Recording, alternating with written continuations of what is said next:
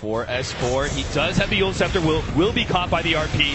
Virtus Pro are willing to throw everything they have to be able to make sure they get a pick off there, but at the same time, with Global Silence and Illidan popping his ultimate, Team Secret will not be able to get anything else, but Arteezy's already there in that top lane, putting pressure on the tier 3. Lil, kind of skittish, doesn't really want to challenge him too much. VP, God was kind of trapped there in the middle lane, but now, there's the sleep. FNG going to make sure that Kuro doesn't get out of this one. There's still the snowball, though.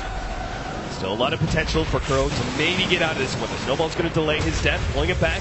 Kuro now trying to run himself away, but the Ooks are still there. Vacuum 3-net Echo Slam! There it is from Puppey with the snowball on top, and VP quickly trying to retreat, but they've been caught. Lil Laguna Blade and the last right click catches him. Illidan, he's also running out of mana while Arteezy's trying to pick up as many kills as possible. Illidan will end up going down, and Team Secret just wiped 4 right in front of their base. Oh man, that was such a beautifully well set up play. Zai with that vacuum. Puppey reads it as they're being sucked in. They overcommit a little bit too hard for Kuro. I mean, this is just Secret at the top of their game right now. They're really feeling it. This is when a team just really feels like they can execute whatever combo that they want, because the rest of the game has gone so well for them. I mean, Arteezy's just chasing everybody down at will. They're going to take this tier 3 tower down for free. They know that the sleep is down.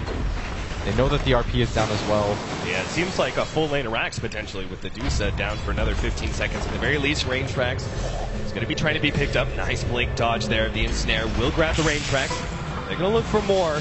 Got to be careful though. Lil's actually stolen Nell. Not a bad ability for Rubik, solely because he's got such long range. And FNG, the rest of his boys will be able to push back Team Secret and defend their melee Rax. That's the important one. But still, losing tier 3 in a range tracks this early on to the game is a bad sign for Virtus Pro's chances. It's just more of a net worth swing than you'd want to see right now. It's like 20k after that, same in experience, but I stress that VP can still do this. I don't want to count them out just yet. This entire tournament has been about the comeback and how teams have been able to put it together. VP's lineup is built for that. You've still got ways to get back into this game, but it just gets harder as the game goes on because Secret are just feeling more and more bold. This is not a team that's going to sit back like they did in that last game against, was it eHome? Like, they're playing incredibly aggressively from start one.